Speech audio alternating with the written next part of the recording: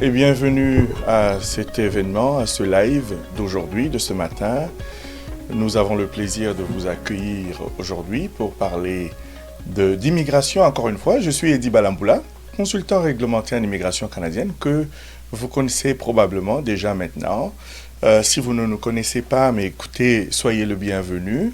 Nous allons avoir un entretien avec vous aujourd'hui pour parler d'immigration, parler essentiellement de permis d'études, parce que nous voulons échanger avec vous, vous expliquer un tout petit peu quelles sont les raisons qui poussent parfois les agents, en tout cas, à vous refuser un visa ou un permis d'études. C'est de ça que nous allons parler aujourd'hui. Et donc, nous allons avoir une présentation qui va nous permettre de comprendre quelques raisons. Et je vais insister pour commencer par dire que ceci n'est pas un conseil juridique. Nous c'est une session d'information. Nous allons partager de l'information avec vous. Et si vous avez besoin d'avoir un conseil juridique quelconque, n'hésitez surtout pas à prendre contact avec nous. Nous sommes Balkan Immigration Service. Vous allez avoir nos coordonnées au bas de l'écran bientôt. Et cela va vous permettre de nous contacter. Et donc, je disais que nous allons échanger par rapport au permis d'études. Beaucoup d'entre vous qui êtes à l'étranger souhaitent venir étudier au Canada pour plusieurs raisons. Le Canada est une terre d'accueil. Le Canada est un pays qui offre beaucoup d'opportunités pour ceux qui sont installés ici, si vous avez fait des études ici, ou bien si vous souhaitez faire des études ici, vous avez la possibilité de devenir résident permanent à la suite de vos études, quand vous avez complété vos études. Mais alors, donc le Canada est très attractif pour certaines personnes. Mais ce n'est pas facile, on le comprend très bien, ce n'est pas facile d'obtenir un permis d'études pour venir étudier ici au Canada. Et donc, nous allons commencer dans très peu de temps une petite présentation, tout simplement. Nous allons passer à travers pour vous montrer quelques raisons. D'abord, nous allons expliquer un tout petit peu, étudier au Canada, qu'est-ce que c'est, et ainsi de suite. Alors, nous allons tenter de faire ça assez rapidement parce qu'un peu plus tard, vers la fin de ce, je vais appeler ça webinaire, séminaire ou session d'information, comme vous voulez, vers la fin, nous allons peut-être prendre quelques questions et tenter de répondre à vos préoccupations si vous en avez. Et donc, sans plus tarder, permettez-moi de commencer ici avec ma présentation qui va vous permettre de voir. Et donc, voilà. Nous commençons par Balkanis, Balkan Immigration Service, donc qui est conduit ou géré par moi-même, Eddy Balamboula. Même si vous ne me voyez pas, vous voyez la présentation. Donc, nous continuons ensemble. Eddy Balamboula, qui est responsable de Balkan Immigration Service. Et donc, Balkan Immigration Service, c'est un cabinet, comme je l'ai dit tout à l'heure, un cabinet qui nous permet, qui vous accompagne dans vos démarches d'immigration canadienne. Comme je l'ai dit tout à l'heure, ceci n'est pas un conseil juridique, mais c'est simplement une session d'information. Nous allons partager un peu d'informations avec vous. Et donc, vous pouvez prendre un rendez-vous de consultation directement sur notre site internet, le www.balkanis.ca. Pour ceux qui sont situés à Kinshasa, vous pouvez visiter notre cabinet au 45 de l'avenue du Commerce, au 2e étage. Okay. Et donc, le bureau, c'est le 1 à 2, dans la commune de la Gombe. Vous pouvez également nous envoyer un courriel à l'adresse qui est indiquée. Pourquoi est-ce que nous parlons d'immigration canadienne aujourd'hui? Qui sommes-nous? Donc, Eddy Balamboula, que je suis consultant réglementaire en immigration canadienne.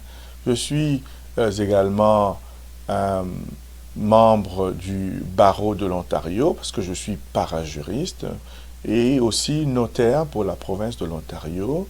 Et agent de recrutement pour certaines institutions, universités et collèges qui, qui sont au Canada, Ottawa et dans plusieurs autres villes canadiennes.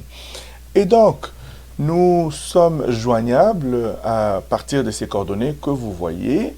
Donc, vous pouvez nous joindre à partir de ces coordonnées-là. Si vous avez des questions, des préoccupations, vous voulez entrer en contact avec nous, n'hésitez surtout pas à le faire par l'un de ces moyens que vous voyez. Donc, pourquoi choisir le Canada? Le Canada est une destination mondiale, non seulement pour les études, mais aussi pour la vie, tout simplement, parce qu'il y a une belle qualité de vie ici au Canada, il y a un excellent système éducatif, il y a également des bons programmes d'immigration qui sont reconnus et qui vous permettent, vous également, d'être reconnu, en tout cas, votre niveau d'études, qu'il soit reconnu au niveau mondial. Donc, le Canada est un pays, une terre d'accueil, en fait. Il y a une culture d'accueil de plusieurs autres citoyens d'autres pays et qui sont intéressés à vivre ici au Canada. Et donc, le Canada les accueille tout bonnement parce que c'est un pays qui aime accueillir. Et nous sommes, Balkan Immigration Service, nous sommes légalement autorisés à vous accompagner dans vos démarches d'immigration au Canada. Ce que vous devez savoir, c'est que ce n'est pas tout individu qui est autorisé à accompagner au Canada. Il vous faut avoir au moins une autorisation. Il faut avoir une autorisation du gouvernement du Canada pour être en mesure d'accompagner avec les démarches d'immigration, moyennant rémunération, bien entendu. Nous avons un service qui est axé sur l'humain, ce que nous appelons un modèle collaboratif. Donc, nous travaillons avec vous, nous vous accompagnons dans vos démarches d'immigration. Et donc, pourquoi il faut retenir les services d'un cabinet? Parce que simplement cela vous aide à éviter les erreurs, à éviter de commettre des erreurs.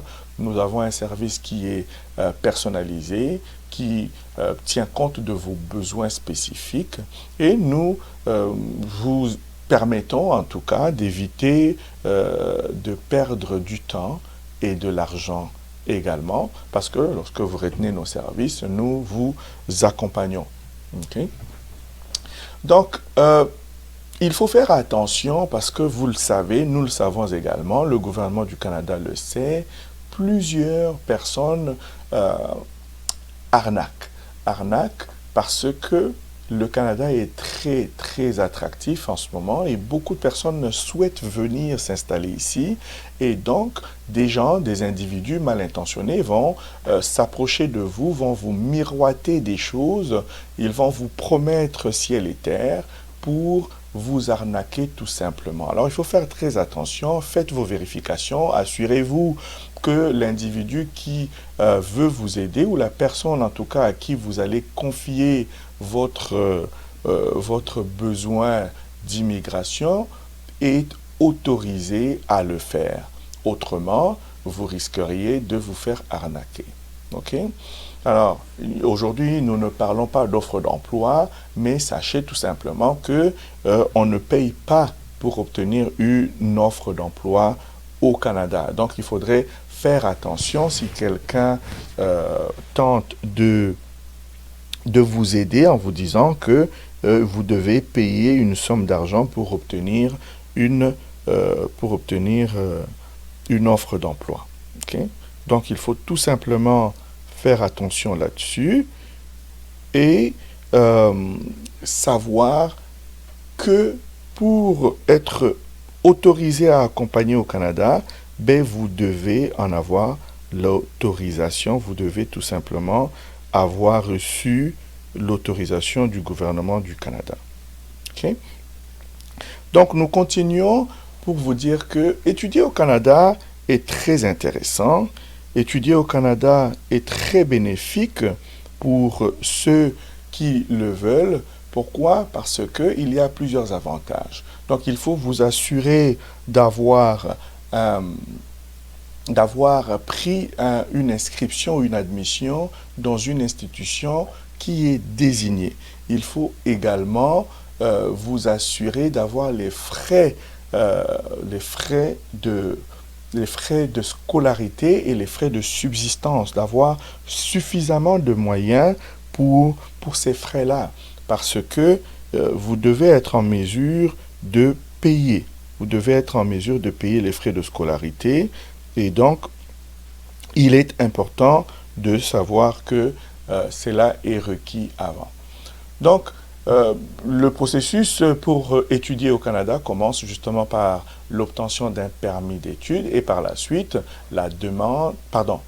l'obtention d'une admission dans une institution, collège ou université, et par la suite la demande d'un permis d'études. Okay? Et donc, vous pouvez étudier, comme nous l'avons dit, soit dans un collège, soit dans une université. Et pour cela, vous devez faire un choix de l'institution qui vous convient en fonction du programme d'études que vous voulez faire, que vous voulez suivre, et ensuite demander l'admission. Une fois que vous obtenez l'admission, vous devez bien entendu être prêt à prouver que vous êtes capable de payer les frais de scolarité, que vous êtes capable de subvenir à vos besoins au Canada. Et donc, quels sont les critères d'admission? Nous l'avons dit un tout petit peu. Donc, être en mesure de payer non seulement les frais d'inscription, mais aussi les frais de scolarité. Vous devez également être en mesure d'avoir une assurance maladie. Généralement, les collèges et universités fournissent les services d'assurance avec les frais de scolarité. Donc, il faudrait se renseigner en fonction du collège ou de l'institution que vous retenez. Donc, généralement, cela est fait de cette manière-là. La plupart d'universités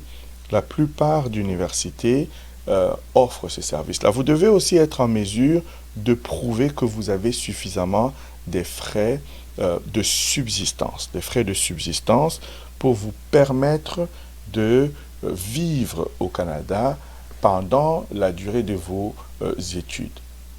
Vous devez, dans certains cas, avoir des résultats de tests de langue. Okay? Alors, ici, nous avons tout simplement fait une comparaison assez rapide. Nous allons parler du refus très bientôt. Nous avons fait une comparaison très rapide entre les coûts, en fait, les coûts par rapport au programme d'études.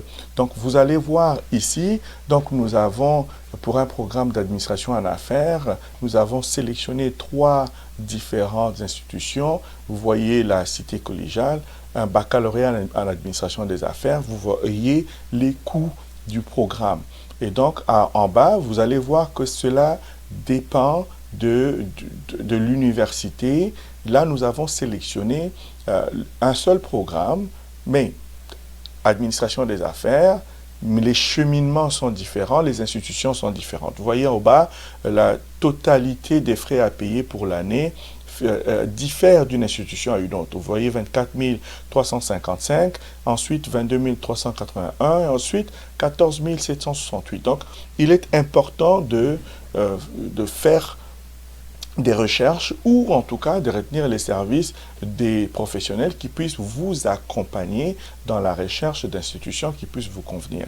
Le deuxième tableau que vous voyez à l'écran maintenant vous permet tout simplement d'avoir, je vais enlever ceci pour vous permettre de voir, le deuxième tableau vous permet de voir un programme de sciences infirmières. Donc, 2 programmes que nous avons là, vous allez voir que les coûts changent également au bas, le total pour l'année, 36 300 versus 45 555.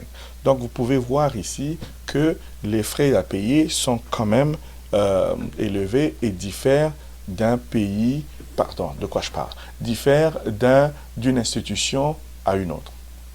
Alors, le gouvernement canadien et le Canada tout entier aiment avoir les étudiants étrangers ici. Pourquoi?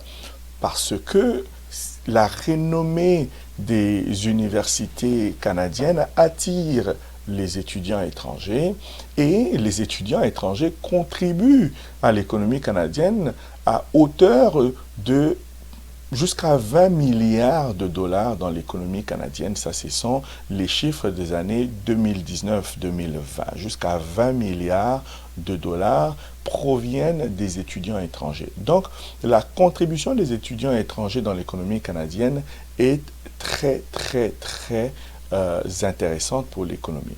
Alors, si tel est le cas, nous avons posé une question. Si les étudiants étrangers contribuent autant, pourquoi alors le Canada refuse de plus en plus des étudiants, surtout francophones, qui viennent surtout d'Afrique? Il y a les étudiants qui proviennent d'autres pays aussi, qui reçoivent énormément de refus ces dernières années, mais les étudiants francophones qui viennent d'Afrique ont quand même une cote assez élevée de refus. Et vers la fin de l'année dernière, 2021, plusieurs médias en ont parlé. Nous avons mis dans notre présentation des liens vers le journal Le Devoir, Radio-Canada, qui ont parlé de cela également. Et donc, tout simplement, vous permettre d'avoir une idée rapidement sur ce que nous disons ici. Nous allons vous montrer tout simplement un article de journal rapidement que vous pouvez voir qui vous parle de qu'est-ce qui se passe avec les étudiants étrangers. Donc, regardez ici, en moyenne, tout pays confondu, 61% des demandes de permis d'études visant les établissements québécois qui avaient déjà donné son accord à étudiants ont été rejetées en 2020. 61% de refus en 2020. De ces chiffres bien différents de l'Ontario. Donc en Ontario, c'est 47% de refus et en Colombie-Britannique, 37% de refus. Donc, pourquoi est-ce qu'il y a eu ou qu'il y a énormément de refus ces derniers temps? Nous allons tenter de parler de cela et de comprendre pourquoi. Mais d'abord, vous devez vous poser la question avant de soumettre votre demande. Et avant de chercher à venir au Canada, vous devez vous poser la question pourquoi vous voulez venir étudier au Canada. Parce que ces raisons-là vont vous permettre de constituer un dossier intéressant pour vous, un dossier qui soit crédible pour l'agent d'immigration qui va traiter votre demande. Et donc, c'est important de savoir, d'avoir la réponse à ces questions. C'est important d'avoir une information qui puisse vous permettre de communiquer votre intention aux agents d'immigration parce qu'il en va de votre crédibilité. Donc, quel est l'intérêt pour vous de venir étudier au Canada? Pourquoi est-ce que vous ne faites pas vos études dans votre pays d'origine? Pourquoi est-ce que vous souhaitez venir au Canada? Vous allez me permettre, là, je suis en train de regarder en même temps les commentaires que nous avons, parce que je vous ai dit tout à l'heure, nous allons répondre plus tard à vos questions, mais nous vous demandons de garder les questions et nous allons y répondre tout à l'heure, parce que je vois déjà des questions qui entrent, mais nous allons y répondre tout à l'heure. Vous devez penser, pourquoi ne pas étudier dans votre pays d'origine? Vous avez certainement des raisons, mais il faut savoir les communiquer efficacement pour que votre projet soit crédible. Pourquoi est-ce que vous choisissez d'étudier dans un établissement quelconque? Okay? Pourquoi est-ce que vous choisissez un établissement quelconque? Pourquoi ne pas choisir tel établissement et vous choisissez un autre? Donc, vous devez être préparé à répondre à ces questions-là. Quel est l'objet de vos études? Quel est votre plan d'études après avoir étudié au Canada ou bien lorsque vous allez étudier ici au Canada? Quel est votre plan? Quels sont vos objectifs? Ce sont des questions auxquelles vous devez être préparé à répondre. Maintenant, la demande de permis d'études, qu'est-ce qui se passe? Une fois que vous avez obtenu votre admission, comme nous l'avons dit tout à l'heure, vous devez demander un permis d'études. Mais l'agent d'immigration qui traite votre demande se pose une question. Est-ce que vous quitterez le Canada à la fin de votre séjour autorisé? Donc, avant de vous répondre, avant de vous autoriser à venir au Canada, cet agent doit être convaincu que vous quitterez le Canada à la fin de votre séjour autorisé. Et il tient ce pouvoir des règlements. Vous pouvez voir ici le règlement 216. Je ne vais pas entrer dans des questions très techniques, mais j'ai repris ici quelques motifs qui sont fournis pour des personnes qui reçoivent un refus. Alors nous allons lire tout simplement pour vous donner une idée et vous allez voir ce qui revient souvent. Je ne suis pas convaincu que vous quitterez le Canada à la fin de votre période de séjour en vertu du paragraphe 216.1 du règlement. Et regardez en bas, compte tenu de la raison de votre visite. Donc l'agent peut refuser de vous autoriser un permis, refuser de vous octroyer un permis d'études compte tenu de votre raison de votre visite, même si la raison en question, c'est justement les études, ce qui semble un peu contradictoire. Vous dites à l'agent, vous venez étudier, mais il dit, je vous refuse le permis compte tenu de la raison de votre visite. Alors, prenons le point numéro 2. L'agent va peut-être dire, je ne suis pas convaincu que vous quitterez le Canada. Et donc, vous allez remarquer que c'est souvent la possibilité ou l'obligation pour vous de convaincre que vous quitterez. Donc, je ne suis pas convaincu que vous quitterez le Canada à la fin de votre période de séjour en vertu du même paragraphe, de la protection de réfugiés, compte tenu de vos biens mobiliers et votre situation financière. Je pense qu'ici, l'agent voulait dire les biens immobiliers, et de votre situation financière. Parce que vous êtes obligé, c'est votre responsabilité de prouver que vous avez suffisamment des fonds, de capacité financière de vous prendre en charge. Donc l'agent dit, au point numéro 3, peut-être pourrait dire, je ne suis pas convaincu que vous quitterez le Canada à la fin de votre période de séjour en vertu du même paragraphe. Et nous allons directement vers le bas, compte tenu de la raison de votre visite. Ça revient encore, la raison de votre visite. Et nous prenons le dernier point en vertu de l'alinéa 220A. Donc ça maintenant, c'est la loi. Je ne suis pas convaincu que vous possédez des ressources financières suffisantes et disponibles sans travailler au Canada. L'agent dit ici que non, moi je pense que vous allez peut-être devoir travailler au Canada pour prendre soin de vous. Mais en même temps, vous devez être à mesure d'étudier au Canada sans être obligé de travailler. Même si l'autorisation de travailler vous est accordée avec l'obtention de votre permis d'études, en réalité, vous avez le droit, la possibilité de travailler jusqu'à un maximum de 20 heures par semaine. Mais l'agent dit, dans ce point, si vous ne travaillez pas, vous n'aurez peut-être pas la possibilité de vous prendre en charge. Et donc, je ne suis pas convaincu que vous avez des moyens financiers suffisants pour vous prendre en charge. Et donc, nous revenons à la question, nous revenons à la question de la conviction qu'un agent doit avoir pour que vous quittiez le territoire à la fin de votre séjour autorisé. Et donc, retenez à l'esprit que les agents traitent énormément de demandes, surtout ces dernières années. Le Canada est extrêmement sollicité. Et donc, pour avoir une chance de recevoir un permis d'études, vous devez savoir ce que vous faites et bien le faire. Et donc, vous devez savoir également que les agents n'ont pas beaucoup de temps pour prendre une décision. Comme je vous l'ai expliqué tout à l'heure, ils traitent énormément de demandes et donc la prise de décision est extrêmement rapide.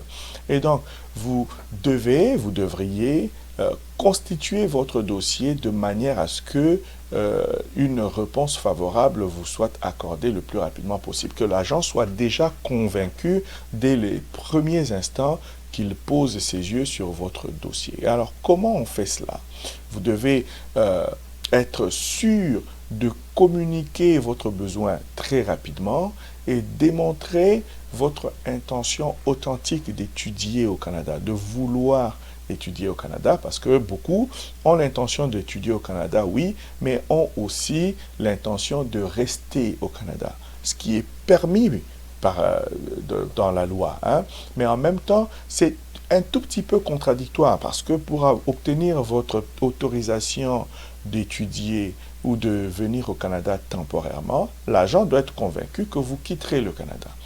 Au même moment, vous êtes autorisé légalement à avoir ce qu'on appelle une double intention, c'est-à-dire en même temps avoir l'intention d'étudier, c'est-à-dire de rester temporairement au Canada, mais en même temps avoir l'intention de rester de manière permanente. Mais il y a une ligne grise entre ces deux choses. Mais, donc, je disais, lorsque nous soumettons votre demande pour vous, nous tentons d'avoir une demande bien structurée pour que l'agent, comme je vous ai dit tout à l'heure, je ne l'ai peut-être pas mentionné suffisamment, je disais ici au point numéro 3, les agents généralement n'ont que à peu près 6 minutes.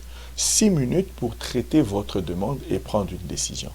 Et donc, dans les premières minutes, si l'agent n'est pas convaincu ou que votre demande est soumise en désordre, des documents manquent, des choses qui ne sont pas très claires, l'agent va certainement vous refuser votre demande.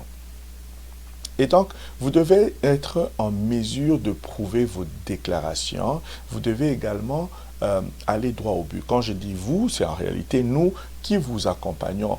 Gardez à l'esprit, bien entendu, vous pouvez le faire vous-même, mais si vous souhaitez retenir les services d'un spécialiste pour vous accompagner à ce moment-là, c'est ce que nous faisons.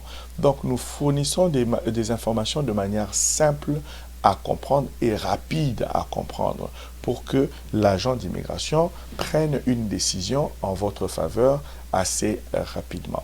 Donc, il faudrait être en mesure de démontrer également les perspectives d'emploi dans le pays d'origine. Ça, c'est important pour les agents d'immigration avant de prendre leur décision. Et donc, nous, ce que nous faisons justement, nous vous aidons avec cela. Maintenant, quels sont les motifs de refus les plus communs? Nous l'avons indiqué un tout petit peu. C'est qu'il faudrait que vous soyez en mesure de prouver que votre intention est une intention noble, est une intention réelle de venir au Canada pour étudier. Okay? Et donc, vous devez vous assurer d'avoir un objet du voyage qui soit clair et non douteux, parce que si l'objet du voyage est douteux, à ce moment-là, l'agent d'immigration peut tout simplement refuser votre demande. Okay? Il faudrait être en mesure de prouver les liens familiaux, les liens avec vos familles. Qu'est-ce qui se passe à ce niveau-là? Vous devez démontrer, comme je l'ai mentionné tout à l'heure, que vous quitterez le Canada à la fin de votre séjour autorisé. Et alors, comment est-ce que vous faites ça? Une des façons de le faire, c'est de démontrer à l'agent d'immigration que vous avez des raisons de retourner dans votre pays d'origine. Et ces raisons peuvent être les membres de vos familles qui restent ou qui vont rester dans votre pays d'origine, donc vers qui vous devez retourner. Et ce qu'on appelle l'attraction versus la poussée. Donc, si vous avez des membres de famille ici au Canada, cela peut constituer un facteur négatif dans certains cas, ce qu'on appelle l'attraction. Donc, vous serez un peu plus attiré, intéressé à rester auprès des membres de vos familles ici au Canada plutôt que de retourner dans votre pays d'origine. Et donc, il faudrait avoir une balance ou un équilibre si vous avez de la famille à l'extérieur de votre pays, c'est-à-dire dans le Canada, par exemple. Et donc, vous devez également être en mesure de démontrer les actifs que vous avez, financièrement surtout, et aussi les biens immobiliers, pour démontrer que vous avez des raisons de retourner dans votre pays, vous avez des biens immobiliers que vous n'abandonnerez pas, et que donc vous allez retourner dans votre pays. Ça, ce sont des motifs, des choses qui sont prises en compte en réalité pour qu'un agent prenne une décision en votre faveur ou non. Donc, l'agent regarde également l'historique de voyage. Même si, même si les cours des tribunaux ont déterminé que l'historique de voyage ne devrait pas constituer un facteur négatif pour le traitement d'un dossier, les agents regardent quand même l'historique de voyage des candidats. Donc, si vous n'avez pas eu d'historique de voyage, cela peut constituer un facteur négatif pour l'obtention d'un permis d'études. Les agents peuvent considérer cela comme un risque. Okay? Donc, un autre point important à considérer sont les perspectives d'emploi dans votre pays d'origine. Si les perspectives d'emploi sont bonnes, alors à ce moment-là, vous pourriez avoir de la chance. Mais si le taux de chômage est élevé, la situation économique dans votre pays n'est pas très très bonne, et donc les perspectives d'emploi ne sont pas très bonnes, l'agent sera très réticent à accepter une demande de permis d'études, à moins que vous soyez en mesure de convaincre du bien fondé de votre demande à vous et d'expliquer un plan d'études cohérent qui puisse le permettre de comprendre que oui, bien que la situation économique générale n'est pas favorable, mais votre plan, votre projet est cohérent et logique et cela pourrait constituer un facteur positif pour vous et pour votre dossier. Alors, l'autre point important, ce sont les fonds disponibles. Les agents veulent s'assurer, bien entendu, je l'ai mentionné un tout petit peu tout à l'heure, que vous avez les moyens, la capacité financière, non seulement de payer les frais de scolarité, mais de vous prendre en charge et de payer les frais de subsistance. On ne voudrait pas vous voir au Canada sans ressources que vous soyez obligé de demander de l'aide du gouvernement. Et donc, à ce moment-là, ça va à l'encontre de l'objectif même des programmes d'immigration temporaire au Canada. Et donc, c'est important pour vous de démontrer que vous avez des ressources financières pour vous prendre en charge. Le manque de certaines ressources financières, ou bien si vous présentez des ressources financières extrêmement serrées ou limitées, l'agent pourrait conclure que vous n'en avez pas suffisamment pour être autorisé à étudier au Canada. Et d'ailleurs, vous avez vu une des lettres, un des motifs que je vous ai présenté préalablement ici, l'agent indiquait l'insuffisance des ressources financières pour un candidat d'étudier ici sans travailler. Et donc, c'est un point important. Les autres raisons, les autres motifs de refus pour lesquels l'agent peut constituer un objet de voyage douteux, c'est-à-dire si vous avez eu de longues interruptions pendant vos périodes d'études. Vous avez étudié, par exemple, vous avez arrêté d'étudier il y a 5 ans, il y a 6 ans, il y a 7 ans, et aujourd'hui, vous voulez retourner à l'école. Cela peut constituer un facteur négatif. Les périodes d'études très longues, okay? Donc les interruptions et surtout les incohérences ou bien les changements de cursus. Vous avez fait un programme d'administration, par exemple, l'administration des affaires, et maintenant vous voulez aller en soins infirmiers ou en santé. Alors, il y a un manque de cohérence entre vos études antérieures ou bien votre cursus, votre programme antérieur et ce que vous souhaitez faire. Et donc, l'agent pourrait douter du bien fondé à ce moment-là de votre projet d'étudier au Canada. Et donc, il y a ce qu'on appelle l'absence des liens logiques. Les agents regardent le lien qui existe entre vos études antérieures ou encore entre votre carrière actuelle et ce que vous avez l'intention de faire plus tard. L'agent recherche qu'il y a un lien. Si vous apportez un programme ou une idée farfelue qui n'est pas cohérent, l'agent va certainement refuser une telle demande de permis d'études. Les changements de carrière ne sont pas interdits, mais il faut être en mesure de les démontrer, de les expliquer. Expliquer très bien un changement de carrière. Rappelez-vous que les agents n'ont que 6 minutes à peu près pour traiter votre demande de permis d'études. Mais si vous devez, en plus, expliquer un changement de carrière avec des longues phrases, à ce moment-là, l'agent pourrait ne pas avoir le temps, suffisamment de temps, de traiter votre demande et simplement passer à un refus. Et donc, il faut faire très très attention lorsque vous décidez de changer de carrière. Et qu'il n'y a pas de progression logique entre ce que vous avez fait antérieurement et ce que vous avez l'intention de faire. La même chose s'applique dans le cursus. Il n'y a pas de progression logique dans ce que vous aviez fait dans le passé et ce que vous avez l'intention de faire plus tard. Donc, c'est extrêmement important de regarder ces liens-là et une progression logique doit être établie. Un autre facteur important, c'est l'âge. Si vous êtes dans la trentaine, donc, disons moins de 35 ans à peu près, non, je vais réphraser. Vous avez entre 18 et 30 ans, parce que vous êtes fraîchement sorti de l'école secondaire, vous êtes dans la catégorie la plus intéressante, parce que vous venez fraîchement, vous êtes encore en plein cursus. Voilà. Donc, vous avez terminé les études secondaires, donc vous poursuivez les études collégiales ou universitaires. À ce moment-là, vous avez un peu plus de chance. Mais lorsque vous avez déjà dépassé un certain âge, disons que vous atteignez 25, 26, 27 ans, alors à ce moment-là, vous retournez aux études, ça commence à poser des préoccupations aux agents. Et lorsque vous dépassez les 30 ans, vous dépassez les 35 ans, ben c'est des gros problèmes.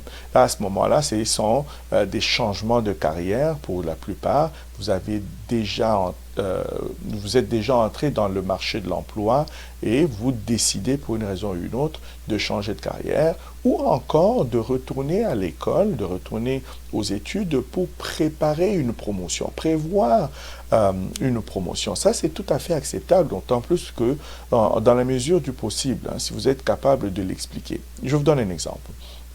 Vous avez un emploi comme assistant administratif, assistant directeur, assistant de direction, peu importe.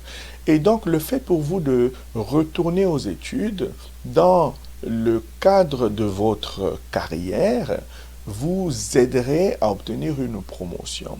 Si vous êtes en mesure de le démontrer à un agent d'immigration dans votre demande, cela vous aiderait, pourrait vous aider parce qu'il y aurait une progression logique justement dans votre carrière, dans votre plan ou dans votre projet. Même si vous avez déjà 35 ans, 36 et 37 ans par exemple, cette progression pourrait vous aider. Maintenant, si vous avez déjà 35, 36 ans et que vous tentez simplement de changer de carrière parce que ce que vous avez fait ne vous convient plus ou ne vous va pas, vous aurez un peu plus de problèmes à ce moment-là. Donc, nous allons tenter d'avancer un peu plus rapidement. Les liens et les attaches de votre pays d'origine, nous avons mentionné cela un tout petit peu. Vous devez absolument avoir une motivation de retourner dans votre pays d'origine, c'est-à-dire retourner d'où vous venez ou le pays dans lequel vous résidez. Donc, il doit y avoir un équilibre. Vous avez vu, nous l'avons repris à 2 reprises parce que c'est important. Les liens sont extrêmement importants, un facteur très important qui est pris en compte pour une prise de décision. Okay? Donc, si vous avez la famille au Canada, ça peut être un facteur négatif dans certains cas. Maintenant, cela est un facteur positif lorsqu'il s'agit d'une demande de résidence permanente. Avoir la famille au Canada est synonyme d'un accompagnement, d'une aide, d'une assistance pour vous intégrer au Canada lorsqu'on parle de résidences permanentes. Mais lorsqu'il s'agit de résidences temporaires, ça devient un facteur négatif parce que cela pourrait vous pousser à rester au Canada. Rappelez-vous, au tout début, nous avons dit l'agent qui traite votre demande doit être convaincu que vous quitterez le Canada. Et donc, voilà comment cela est traité. OK? Et donc, si vous décidez, dans certains cas, il y en a qui sont déjà mariés, qui ont déjà des enfants, qui décident de venir au Canada avec les membres de leur famille, avec leurs enfants ou peut-être avec leurs conjoints. C'est autorisé, mais cela peut constituer un facteur négatif. Parce qu'à ce moment-là, vous n'avez plus des liens solides avec votre pays d'origine ou votre pays de résidence. À ce moment, l'agent pourrait refuser une telle demande parce que il y a absence de liens familiaux solides dans votre pays d'origine. Donc, ça, ce sont des raisons communes pour lesquelles une demande peut être refusée. Nous avions parlé de longues interruptions et donc là, nous donnons quelques exemples, quelques points pour expliquer ces longues interruptions-là. Et donc, vous êtes un étudiant adulte, nous avons dit ça tout à l'heure, il y a une longue intervalle entre les périodes d'études et cela engendre des doutes sur vos intentions réelles d'étudier au Canada. Donc, ça pourrait être assimilé à tout simplement une stratégie pour vous pour immigrer et rester au Canada. Vous avez fait plus de 5 années d'études, pardon, 5 années sans étudier, alors ça commence à soulever des questions. Okay? Donc, il faut fournir des explications claires au sujet de votre retour aux études. Et donc, est-ce que vous avez déjà eu un antécédent de refus de demande de résidence temporaire ou de demande de résidence permanente? Quand on parle de résidence temporaire, on entend permis d'études, permis de travail, visa visiteur. Est-ce qu'on vous a déjà refusé un visa?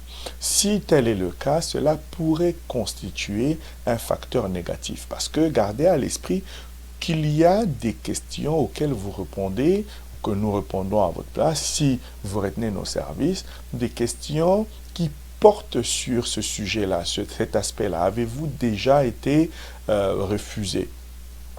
Une demande vous a-t-elle déjà été refusée? Et il faut absolument et totalement être honnête lorsque vous répondez à cette question. Rappelez-vous que les agents d'immigration au Canada ont accès à toutes vos demandes précédentes. Elles ne sont pas supprimées. Donc, ils ont accès à ces demandes-là, ils peuvent voir l'information.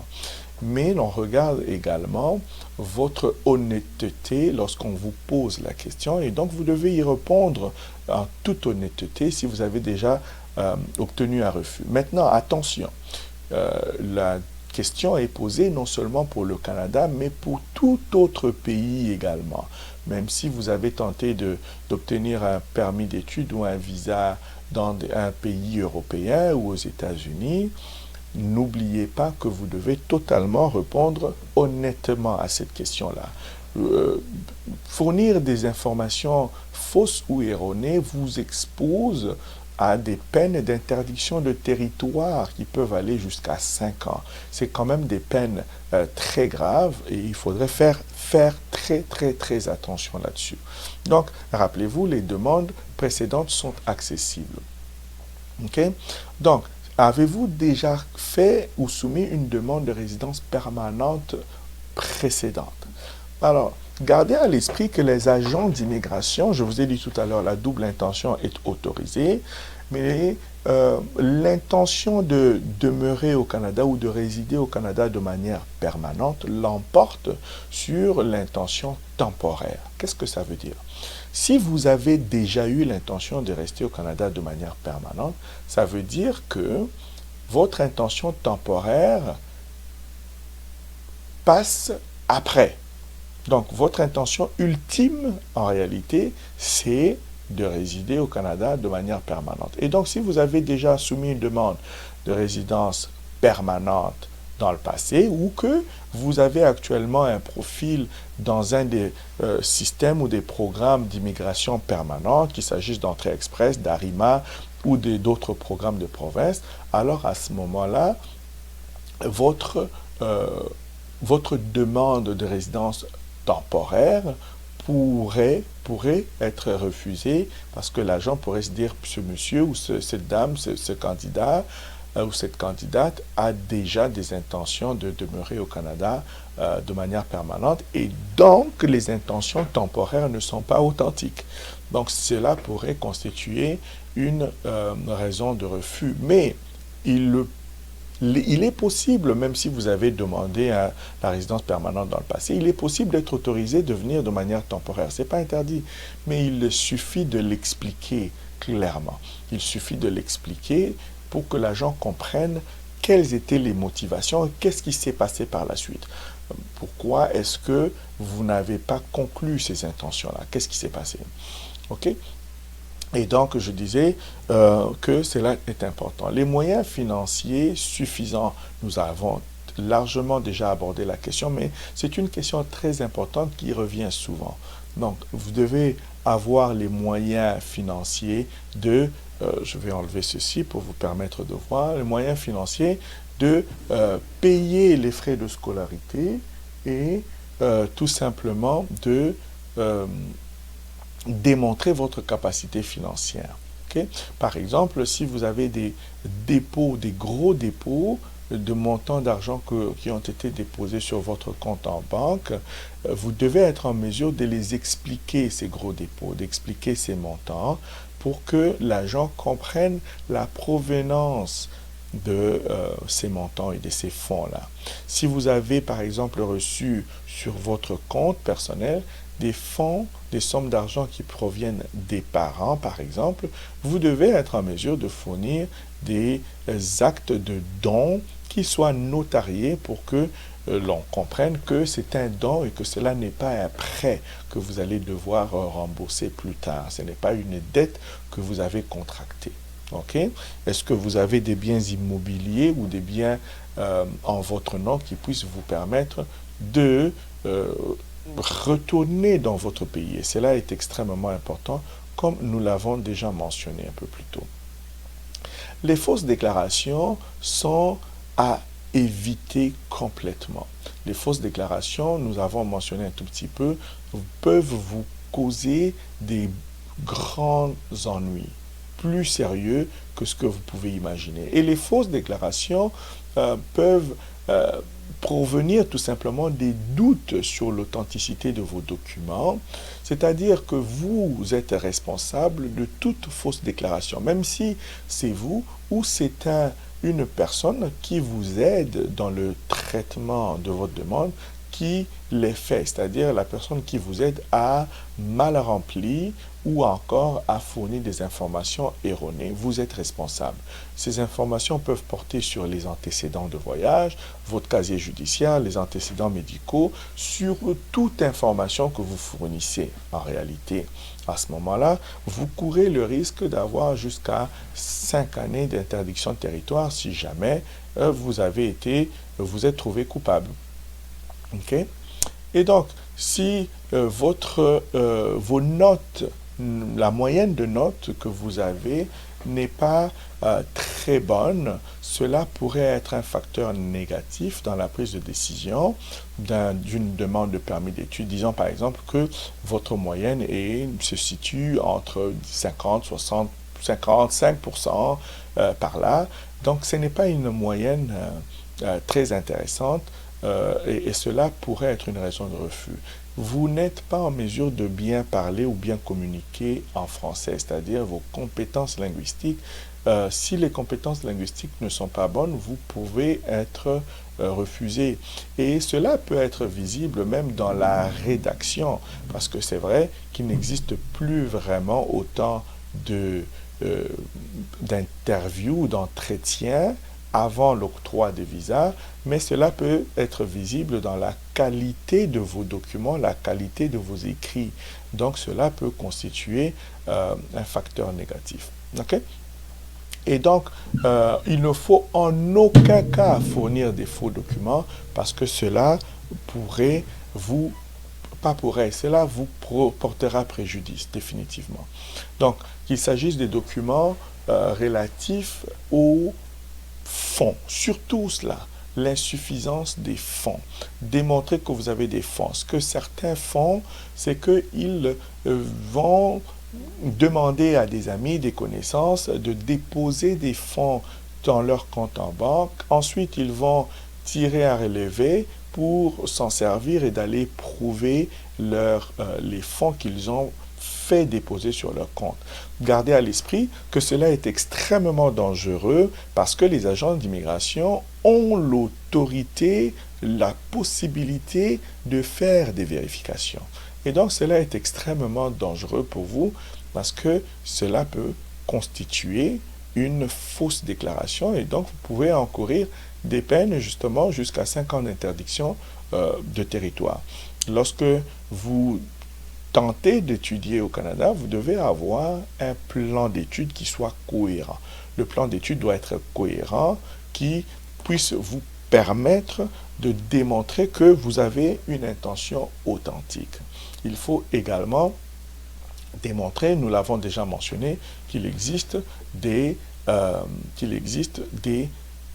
possibilités pour vous d'occuper un emploi à la fin de votre séjour autorisé lorsque vous retournez dans votre pays. Alors, la question maintenant, pourquoi est-ce que vous recevez autant de refus? Nous avons évoqué plusieurs raisons. C'est qu'il ne suffit pas de répondre au formulaire ou répondre aux questions, mais cela doit être fait intelligemment. Gardez à l'esprit que l'immigration est avant tout un domaine de droit. C'est un domaine juridique. Et donc, les questions qui vous sont posées le sont tout autant. Donc, vous devez savoir quoi et comment répondre. Gardez à l'esprit de toujours rester honnête et de fournir des explications lorsque cela est nécessaire. Donc, vous avez donc besoin d'un accompagnement. Si vous en avez besoin, n'hésitez pas à entrer en contact avec nous. Il nous fera plaisir de vous accompagner, de répondre à vos questions et vous aider. Et donc, si vous sentez que vous pouvez le faire tout seul, mais sans aucun problème, vous pouvez tout à fait le faire et cela vous permettra tout simplement de tenter votre chance et de voir qu'est-ce qui peut se passer par la suite. Et donc, voilà un peu, nous avons fait le tour des raisons pour lesquelles une demande de permis d'études peut vous être refusée.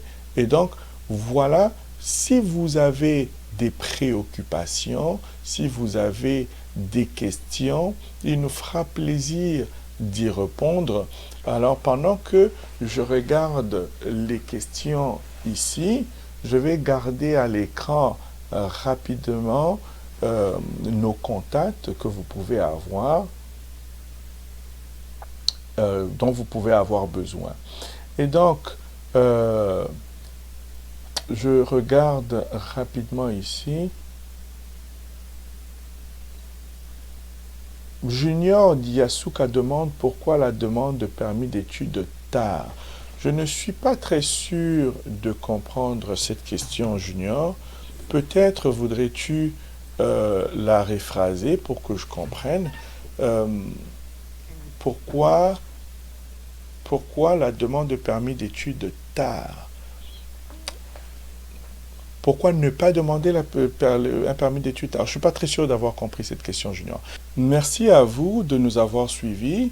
Nous allons tenter d'organiser des sessions comme ceci dans le futur. N'hésitez pas, vous avez nos coordonnées. Si vous avez besoin d'aide, n'hésitez pas d'entrer en contact avec nous et surtout abonnez-vous sur notre chaîne YouTube pour rester branché, rester connecté pour avoir les informations et les vidéos aussitôt que nous les postons. Vous pouvez également communiquer avec nous par courriel. Si vous avez besoin d'entrer en contact avec nous, il va nous faire plaisir de répondre à vos questions. Surtout, visitez également notre site internet www.balkanis.ca. Il y a énormément d'informations là-dessus. Avant même de nous appeler justement pour poser des questions, prenez le temps, visitez le site internet, visitez également nos pages YouTube, Facebook. Il y a beaucoup d'informations, beaucoup de vidéos que nous avons enregistrées qui pourraient tout simplement vous être utiles. Et donc, je disais Je suis Eddie Balamboula, consultant réglementaire d'immigration canadienne. Je vous remercie d'avoir suivi cet échange et nous nous donnons rendez-vous prochainement. Merci.